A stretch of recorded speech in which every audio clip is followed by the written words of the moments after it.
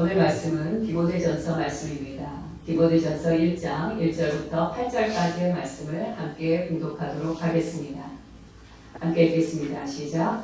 우리 구주 하나님과 우리의 소망이신 그리스도 예수의 명령을 따라 그리스도 예수의 사도된 바울을 믿음 안에서 참 아들된 디모데에게 편지하노니 하나님 아버지와 그리스도 예수 우리 주께로부터 은혜와 긍휼과 평강이 내게 있을지어다. 내가 마게도냐로 갈 때에 너를 권하여 에베소에 머물라 한 것은 어떤 사람들을 명하여 다른 교훈을 가르치지 말며 신화와 끝없는 족보에 몰두하지 말게 하려 함이라. 이런 것은 믿음 안에 있는 하나님의 경륜을 이룬보다 도리어 변론을 내는 것이라. 이 교훈의 목적은 청결한 마음과 선한 양심과 거짓이 없는 믿음에서 나오는 사랑이거늘 사람들이 이에서 벗어나 헛된 말에 빠져 율법의 선생이 되려 하나 자기가 말하는 것이나 자기가 확증하는 것도 깨닫지 못하는도다. 그러나 율법은 사람이 그것을 적법하게만 쓰면 선한 것임을 우리는 아노라. 아멘. 오늘 말씀의 제목은 이단 경계의 목적입니다. 디모데전서는 1장부터 6장까지로 되어져 있습니다. 먼저 1장부터 3장까지인 전반부는요, 교회의 리더, 특히 목회 직무의 본질과 내용에 대해서 말씀하고 계시고, 그 다음에 4장, 5장, 6장 이렇게 후반부는요, 목회자의 교회 리더들의 태도가 어떠해야 되는지에 대해서 자세하게 설명해 주고 계십니다. 먼저 1장에는 세 문단에서 바울은 디모데에게 이단에 대하여 경계할 것을 권고하고 계십니다. 첫 문단에서 바울은 수신자인 디모데에게 축도를 합니다. 그 다음에 자신이 왜 디모데를 에베소에 남겨둘 수밖에 없었는지에 대해서 이야기를 합니다. 두 번째 문단에서는 바울 자신의 신앙 방증을 이야기를 해줍니다. 그러면서 디모데에게 당신도, 디모데 너도 믿음의 선한 싸움을 싸워야 된다는 것에 대해서 권하고 있습니다. 당시 에베소에 침투했던 이단들은요, 아주 유명했던 이단들입니다. 그리고 이 이단들은요, AD 2세기에는 더욱더 확장되는 것을 볼 수 있습니다. 그래서 그 사도 바울이 살았던 그 시대보다 AD 2세기가 되었을 때 복음의 근간을 흔들 만큼 엄청나게 초대교회 이단들이 그렇게 극성을 부리는 것을 우리는 확인할 수가 있습니다. 그런데 바울은요, AD 58년경 에베소의 장로들을 한자리에 모여서 함께 있을 때 장차 교회 안에 이단들이 득성하게 될 것에 대해서 예언한 적이 있었습니다. 함께 그 말씀을 살펴보도록 하겠습니다. 사도행전 20장 29절부터 30절까지의 말씀입니다. 시작. 내가 떠난 후에 사나운 이리가 여러분에게 들어와서 그 양떼를 아끼지 아니하며 또한 여러분 중에서도 제자들을 끌어들여 자기를 따르게 하려고 어그러진 말을 하는 사람들이 일어날 줄을 내가 아노라. 자, 디모데전서는 사도 바울이 사랑하는 디모데에게 보낸 첫 번째 서신입니다. 본문으로 들어가 보도록 하겠습니다. 디모데전서 1장 1절 초반절을 함께 보도록 하겠습니다. 시작. 구주 하나님과 소망이신 그리스도 예수의 라고 되어져 있습니다. 여기서 구주로 번역된 것은 헬라어로요, 소테로스라고 합니다. 이 소테로스라는 구주라는 뜻은 위험한 곳에서부터 건져주는 자, 보존하는 자, 이런 의미를 갖고 있습니다. 하나님은 오직 그리스도 예수를 통해서만 구원을 주십니다. 그렇기 때문에 바울은 그리스도 예수를 우리의 소망입니다 라고 그렇게 부르고 계십니다. 그런데 그 당시에 우리의 소망입니다 라고 부를 때는요, 또 아주 중요한 의미가 담겨져 있었습니다. 이때 초대교회인들은요, 소망 대신 예수 그리스도라고 부를 때는 이런 의미도 포함되어 있는데 어떤 의미냐면 다시 오실 예수 그리스도. 초림 예수 그리스도뿐만 아니라 다시 오실 예수 그리스도에 대하여 그들은 학수고대하고 있었던 것입니다. 그래서 그들은 소망 대신 예수 그리스도 하면 곧 바로 다시 오실 예수 그리스도. 주님, 우리가 소망 대신 예수 그리스도를 기다립니다. 주님, 우리가 다시 오실 예수 그리스도를 기다립니다. 이런 이중적인 의미로 해석해 주시면 됩니다. 또한 우리는 보통 성경에 이렇게 예수님을 부릅니다. 예수 그리스도. 그런데 이상하게 사도 바울은 오늘 본문에서 뭐라고 부릅니까? 그리스도 예수라고 부르고 있습니다. 자, 왜 이것을 바꾸어 부르게 된 것일까요? 이유가 있습니다. 야고보서나 베드로전서 혹은 요한 1, 2, 3서, 유다서에서 보면 대부분 다 예수 그리스도라고 부릅니다. 그리고 사도 바울도 그 초창기 서신서를 보면 항상 예수 그리스도라고 불렀어요. 그런데 왜 이것이 갑자기 바뀌게 됐냐면요. 초대교회가 세워지고 시간이 점점 지나면서부터 이단들이 나타나기 시작한 거예요. 그런데 그들이 자신들은 복음을 말한다고 하면서 자신들은 하나님의 뜻이라고 하면서 예수님만 구원자가 아니라 나도 구원자다, 나도 그리스도다, 이런 주장들이 많이 나오게 된 것입니다. 그래서 이렇게 예수님만이 그리스도라는 것을 강조하기 위해서 그리스도 예수라고 부르게 된 것입니다. 약간 슬픈 역사라고 말할 수 있는 것입니다. 오직 예수님만이 우리의 구원자가 되십니다. 이런 의미로 그리스도 예수라고 부르게 됩니다. 그래서 사도 바울의 후반기에 있는 서신서들 보면 전부 다 그리스도 예수라고 부르는 것을 우리는 확인할 수 있는 것이죠. 또 1장 2절을 보도록 하겠습니다. 1장 2절 함께 읽겠습니다. 시작. 믿음 안에서 참 아들 된 디모데에게 편지하노니. 자, 바울은요 디모데를 믿음 안에서의 참 아들이다 라고 이렇게 부르고 있습니다. 바울은 1차 선교 여행을 통해서 거기서 디모데를 만났고, 디모데가 예수 그리스도를 믿음으로 말미암아 처음에는 스승과 제자의 관계였다가 이것이 변하여서 더욱더 친밀함으로 말미암아 후에는 아버지와 아들의 관계로까지 성장하게 된 것입니다. 자, 그런데요 디모데전서 1장 2절 후반부의 말씀을 함께 읽어보도록 하겠습니다. 시작. 은혜와 긍휼과 평강이 내게 있을지어다. 자, 사도 바울은 항상 서신을 쓸 때 은혜와 평강이 있을지어다 이렇게 인사말을 합니다. 그런데 디모데에게 있어서는요 하나를 더 붙였어요. 그게 뭡니까? 긍휼입니다. 자, 이것을 통해서 그날따라 우리 사도 바울께서 긍휼을 더 붙이고 싶으셨을 수도 있죠. 이렇게 할 수도 있지만 학자들은 뭐라고 표현을 하냐면요, 디모데가 하나님의 넘치는 긍휼이 필요할 수밖에 없었다라고 이야기를 합니다. 왜냐하면요, 그 당시에 디모데는 연소한 나이에 목회자였어요. 그런데 그 당시 에베소 교회의 상황이 어땠냐? 굉장히 힘든 상황이었습니다. 첫 번째, 에베소 교회는 초대교회 시대의 양대 이단이 아주 난리를 쳤던 교회였습니다.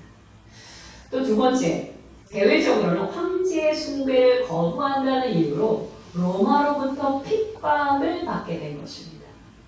또 세 번째는요, 그 당시에 에베소 교회의 여성들에게 큰 문제가 있었다는 것이에요. 또 네 번째로는요, 감독과 집사를 세우는 문제로 인하여 에베소 교회가 시끄러웠다는 것입니다. 이 모든 상황들로 말미암아 어리고 젊었던 우리 디모데는 목회하는 것이 너무나 고달팠을 것입니다. 그래서 사도 바울은 사랑하는 아들에 대한 마음으로 은혜와 평강과 긍휼에 대하여 말하고 있는 것입니다. 3절로 넘어가겠습니다. 3절에는 사도 바울이 왜 디모데를 에베소에 남겨두고 올 수밖에 없었는지에 대한 설명이 나오게 됩니다. 여기서 뭐라고 얘기하냐면 다른 교훈에 대해서 이야기를 합니다. 여기서 다른 교훈이란 무엇입니까? 이단을 말하는 것인데, 헬라 철학과 복음을 결합한 영지주의, 그리고 또 하나는 율법주의에 기초한 유대주의, 이 두 개의 이단의 양대 산맥을 말하고 있는 것입니다. 사도 바울은 아까 함께 읽었던 사도행전 20장에서 뭐라고 얘기했죠? 장차 초대교회 이단이 교회를 흔들 것이다 라고 그렇게 얘기를 했었죠. 그런데 그것이 진짜로 나타나게 되는 것이에요. 그래서 디모데를 홀로 에베소 교회에 남겨둘 수밖에 없었다라고 3절에서 설명하고 있습니다. 따라서 우리는 다음과 같은 두 가지 교훈을 기억해야만 합니다. 교회와 성도의 주변에는 언제든지 어느 곳에든지 사단이 공격하려고 도사리고 있다는 것입니다. 우리는 이런 생각을 할 때가 있어요. 이 정도쯤이면 안전하지 않나? 그건 우리의 생각일 뿐입니다. 사단은 언제나 호시탐탐, 특히 마지막이 가까워 올수록 사단은 더욱더 자신의 진영, 지옥불로 하나님의 사람들을 끌고 가기 위해서 호시탐탐 공격할 틈을 노린다는 것입니다. 두 번째 기억해야 될 것은 사단의 공격에 대비하기 위해서 항상 성령 안에서 깨어 있어야 한다는 것입니다. 사단은요, 우리에게 다가올 때 나 사단인데 너를 공격할 거야 라고 선전포고하지 않습니다. 사단은요, 항상 은밀하게 눈에 보이지 않는 순간에 우리에게 다가온다는 것입니다. 성경은 사단의 공격이 가만히 들어왔다 라고 그렇게 기록하고 계십니다. 베드로후서 2장 1절 후반절 말씀과 유다서 1장 4절 초반절 말씀을 연이어서 읽도록 하겠습니다. 시작. 그들은 멸망하게 할 이단을 가만히 끌어들여 자기들을 사신 줄을 부인하고 임박한 멸망을 스스로 취하는 자들이라. 이는 가만히 들어온 사람 몇이 있음이라. 아멘. 사단은요, 나 너희들의 대적이야 이런 말 하지 않습니다. 마치 우리의 친구인 것처럼 우리와 사귀고 싶어하는 사람인 것처럼 은밀하게 들어온다 라고 그렇게 성경은 말씀하십니다. 우리도 이런 성경의 경고를 받아들여야 됩니다. 자, 성경의 경고를 받아들이면 어떻게 해야 됩니까? 성령 안에서, 성령의 충만함 안에서 항상 깨어 있어야 한다는 것입니다. 그럴 때 이사야서 52장 1절의 말씀이 우리 안에 임하게 되는 것입니다. 함께 읽겠습니다. 시작. 시온이여 깰지어다 깰지어다 내 힘을 낼지어다 거룩한 성 예루살렘이여 내 아름다운 옷을 입을지어다. 이제부터 할례받지 아니한 자와 부정한 자가 다시는 내게로 들어옴이 없을 것입니다. 아멘. 아멘. 자, 디모데전서 1장 4절 초반절 말씀으로 넘어가겠습니다. 함께 읽겠습니다. 시작. 신하와 끝없는 족보에 몰두하지 말게 하려 함이라. 여기서 신하로 번역된 헬라어는 미도스라고 합니다. 미도스라는 것은 무슨 뜻이냐면요, 비밀스럽게 전해지는 이야기 또는 신화 혹은 전설 등과 같은 영지주의의 창조설에 근거한 이야기들을 말하고 있는 것입니다. 또 그 당시에 이미 그리스 로마 신화의 영향을 받아 꾸며낸 이야기들이 굉장히 퍼져나갔다고 합니다. 이것이 세상에 퍼져나가는 것은 아무 문제가 없지요. 문제는 이것이 교회 안으로까지 침투했다는 것입니다. 특히 두 번째, 족보에 대한 이야기가 나오는데요. 이 족보는 헬라어로 게네알로기아스라고 합니다. 게네알로기아스는요, 무슨 의미를 갖고 있냐면요, 유대주의의 영향을 받은 그 족보를 말합니다. 이 유대주의자들, 특히 랍비들은 옛날부터 자신들의 족보에 그 이단의 그 다른 이야기, 전설 같은 이야기를 막 계속 섞는 거예요. 그래서 그것이 마치 자신들의 엄청난 조상들의 이야기인 것처럼 그것을 꾸며냈던 것입니다. 그런데 문제는 그런 일을 했던 그 이단적인 일들을 바로 에베소에 있는 교사들도 행했다는 것이에요. 그러므로 그것으로 인하여 사도 바울이 분노하면서 경계를 시키는 것입니다. 주로 그 이야기의 핵심은 뭐였냐면 유대인의 주빌리서라고 그렇게 불렸다고 합니다. 바울은 엄하게 경계하며 말합니다. 끝없는 족보에 창념하지 말지어다 라고 말씀하십니다. 5절에서 바울은 경계의 목적에 대해서 얘기해 줍니다. 내가 이렇게 너희를 경계하는 이유가 무엇이냐? 바로 사랑 안에 머물게 하기 위해서다 라고 말씀하십니다. 디모데전서 1장 5절 후반절 말씀 다시 한번 확인해 보겠습니다. 시작. 이 교훈의 목적은 사랑이거늘. 아멘. 자, 그 당시 에베소에 있는 거짓 교사들은요, 계속해서 말을 만들어냈습니다. 이런 전설, 이런 신화, 이런 족보를 계속해서 막 만들어내고 그들이 끊임없이 토론을 합니다. 이것이 맞아, 저것이 틀려 라고 이야기를 하느라 정작 해야 될 하나님의 사랑을 나누지 못했다는 것이에요. 교회가 날이 가면 갈수록 말은 많아지는데 사랑은 말라갔다는 것입니다. 이것에 대하여 사도 바울이 말합니다. 내가 이것을 너희에게 말하는 목적이 무엇이냐? 다시 교회가 하나님의 아가페적인 사랑으로 가득하기를 원하기 때문이다 라고 말하고 계십니다. 그리고 그 사랑은 어떤 사랑입니까? 정결한 마음과 선한 양심과 거짓이 없는 믿음으로 남은 사랑이다 라고 말씀하십니다. 자, 결론을 말씀드리겠습니다. 6절과 7절에는 복음과 그리스도의 사랑에서 떠난 자들에 대해 이야기하고 있습니다. 거짓 교사들은요, 율법을 들먹이며 사람들을 가르치려 했습니다. 그러나 정작 그들이 말하는 것은요, 다 헛된 말이었고 그들 안에는 사랑이 없었으며 그들은 자신들이 말은 열심히 하는데 무슨 말을 하는지조차 모르고 하고 있다, 횡설수설하고 있다 라고 사도 바울은 이야기합니다. 그런데 문제는 오늘날도 이런 사람들이 교회 안에 있다는 것입니다. 이런 사람들이 교회 안에 있는 성도들을 잘못된 길로 인도하고 있습니다. 대표적인 사람들은요, 소위 포스트 모더니즘에 입각한 다원주의적인 신학자들입니다. 이들은요, 매스컴을 이용해서 마치 기독교가 이제는 종교의 벽을 허물고 다른 종교와 화합한다고 이야기를 합니다. 자신들이 무슨 화합의 성각자이냐 그렇게 매스컴을 통해서 자신들을 드러내고 있습니다. 그러면서 처음에는 그러지 않았는데 점점 가면 갈수록 어떻게 말합니까? 예수 그리스도 외에도 구원은 있다 라고 말하는 것입니다. 믿음이 연약한 성도들은요, 신학자들이 저렇게 말하니 저 말에도 일리가 있다 라고 따라가는 이들이 있다는 것입니다. 오늘날 그런 분들과 과거 초대교회에 있었던 그 이단들, 다른 교훈을 말하는 자들과 무슨 차이가 있겠습니까? 우리의 구원은 오직 예수 그리스도뿐입니다. 우리는 예수 그리스도에서 떠날 수가 없는 사람들입니다. 예수 그리스도는 만유해 주시며 우리의 유일한 구원자가 되어주시기 때문입니다. 로마서 11장 36절 말씀 함께 읽도록 하겠습니다. 시작. 이는 만물이 주에게서 나오고 주로 말미암고 주에게로 돌아갑니다. 그에게 영광이 세세에 있을지어다. 아멘. 실로 예수 그리스도를 떠나서 하는 모든 말들은요, 아무리 그럴듯해 보이고 아무리 논리가 정연하게 느껴진다 할지라도 공허한 말장난이며 무의미한 단어들의 나열일 뿐입니다. 때문에 이러한 사람들은 다음과 같습니다.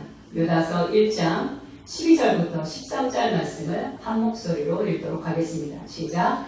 그들은 기탄 없이 너희와 함께 먹으니 너희의 애찬에 암초여 자기 몸만 기르는 목자여 바람에 불려가는 물 없는 구름이여 죽고 또 죽어 뿌리까지 뽑힌 열매 없는 가을 나무여 자기 수치의 거품을 뿜는 바다의 거친 물결이여 영원히 예비된 캄캄한 흑암으로 돌아갈 유리하는 별들이야. 우리 열방교회 성도님들은 끊임없이 매스컴을 통해서든 혹은 주변에 있는 이웃 사람들을 통해서건 혹은 지하철에서 우리를 유혹하는 이단을 통해서건 이런 헛되고 어리석은 말에 따라 이리저리 흔들리지 마시기 바랍니다. 우리 안에 반드시 필요한 분은 누구십니까? 오직 예수 그리스도십니다. 예수 그리스도의 진리의 말씀을 굳게 붙잡고 오직 물가에 심기운 생명나무처럼 푸르고 풍성한 예수 그리스도 안에서 함께 동거하시길 간절히 소망합니다. 함께 기도하겠습니다. 이제 막 시작된 초대교회의 악한 영들의 공격이 함께 시작되었습니다. 사단은요, 언제나 조용하고 은밀하게 가라지를 뿌립니다.